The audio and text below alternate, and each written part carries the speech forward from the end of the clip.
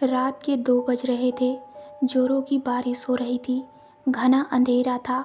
बादल रह रह के गरज रहे थे।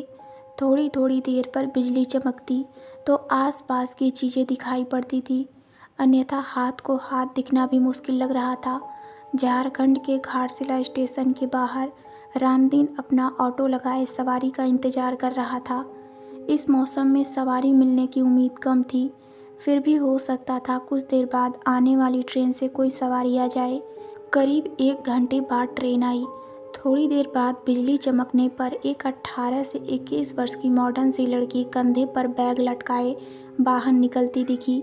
वह सीधे उसके ऑटो के पास पहुंची और मुसावनी चलने को कहा। रामदीन ने कहा कि रात का वक्त है, इसलिए वहां चलने पर 500 रुपये लूँगा, नहीं तो 2-4 घंटे इंतज़ार कर लीजिए, सुबह 100 रुपये में ले चलूँगा।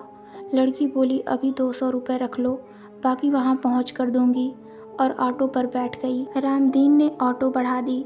करीब आधे घंटे के बाद वह गंतव्य तक पहुँचा। एक मकान के बाहर लड़की ने गाड़ी रुकवाई और घर से पैसे लेने की बात कहकर अंदर चली गई। काफ़ी देर तक वह नहीं लौटी तो रामदीन अकेले बैठे बैठे परेशान हो गया। उसने घर का दरवाज़ा खटखटाया। काफ़ी देर बाद एक बूढ़े ने आंखें मलते हुए दरवाज़ा खोला। उसने पूछा, कौन हो तुम और इतनी रात को किस लिए आए हो? रामदीन बोला, जो मेम साहब थोड़ी देर पहले आई हैं, उन्होंने मेरा पूरा भाड़ा नहीं दिया है। बूढ़े ने आश्चर्य से उसकी ओर देखा और बोला, यहाँ कोई मेम साहब नहीं रहती, मैं अकेला रहता हूँ। रामदीन की नज़र एक फ़ोटो पर पड़ी। उसने कहा, यही मेम साहब तो आई थी, उन्हें स्टेशन से लेकर आया हूँ। बूढ़े ने उसे आश्चर्य से देखा, फिर बोला, इस लड़की को मरे 8 साल हो गए, देखो फ़ोटो पर माला डाला हुआ है, ये मेरी पोती थी, ये कैसे आ सकती है? रामदीन के होश उड़ गए। वह चुपचाप अपने ऑटो के पास पहुंचा। उसने देखा कि सीट पर 100-100 के 3 नोट रखे थे। उसने नोट जेब में रखा और वहां से बेतहाशा भागा। उस दिन से उसने रात में ऑटो चलाना छोड़ दिया।